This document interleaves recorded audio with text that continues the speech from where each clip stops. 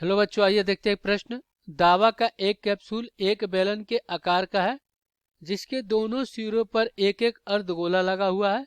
देखिए आकृति में पूरा कैप्सूल की लंबाई 14 mm है और उसका व्यास 5 mm। इसका पृष्ठीय क्षेत्रफल ज्ञात कीजिए।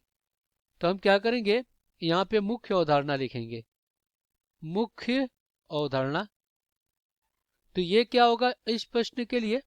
तो देखिए, सबसे पहले तो यहाँ पे जो अर्धगोला है, ये अर्धगोला, इसका यहाँ पे दो दो दो प्यास लगे हुए हैं, कितने, 5 mm के। तो ये क्या हो जाएगा, आपका त्रिज्या 2.5 mm हो जाएगा और ये भी त्रिज्या 2.5 mm होगा, क्योंकि व्यास का आधा क्या होता है, त्रिज्या होता है। तो क्योंकि व्यास क्या आपका 5 मिमी है, तो यहाँ पे इसका त्रिज्या आर क्या हो जाएगा, 5/2 बराबर 2 ये हो जाएगा 2.5 मिमी। कितना हो गया, 2.5 मिमी। तो अब हम क्या करेंगे, यहाँ पे सबसे पहले बेलन की पृष्ठीय क्षेत्रफल लिखेंगे। पृष्ठीय बेलन की पृष्ठीय क्षेत्रफल बेलन की पृष्ठीय क्षेत्रफल क्या हो जाएगा, ये हो जाएगा 2πr/h। और अर्धगोले का पृष्ठीय क्षेत्रफल क्या हो जाएगा, गोले का पृष्ठीय क्षेत्रफल ये क्या हो जाएगा, ये हो जाएगा 2πr का वर्ग। अब हम क्या करेंगे, दिए गए प्रश्न को हल करेंगे।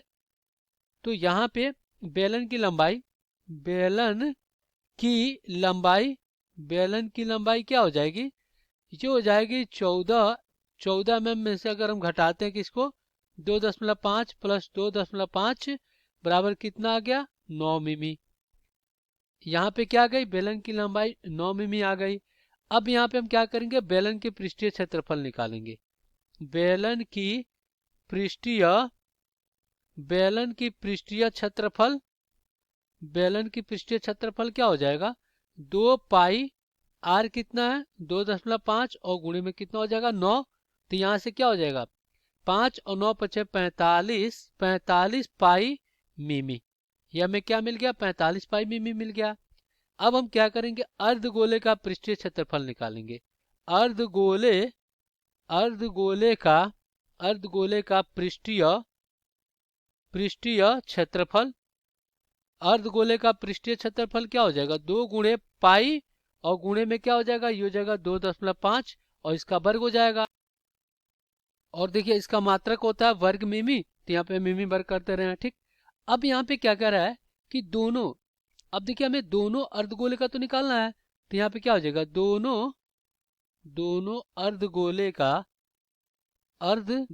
का पृष्ठीय क्षेत्रफल क्या हो जाएगा, जो हो जाएगा अपना 2.5 का वर्ग और प्लस 2π कितना हो जाएगा, ये हो जाएगा 2.5 का वर्ग। तो इसको हल करते हैं, तो इसका वर्ग कितना हो जाएगा, ये हो जाएगा 6.50, इसका वर्ग 6.25। तो यहाँ पे क्या हो जाएगा, 2π गुणे 6.25 और प्लस ये क्या हो जाएगा, 2π गुणे 6.25।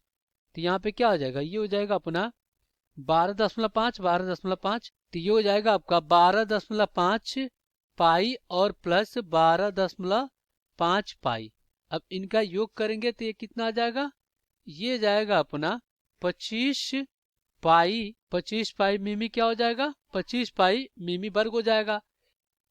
अब हम क्या करेंगे, कुल पृष्ठीय क्षेत्रफल निकालेंगे। कुल पृष्ठीय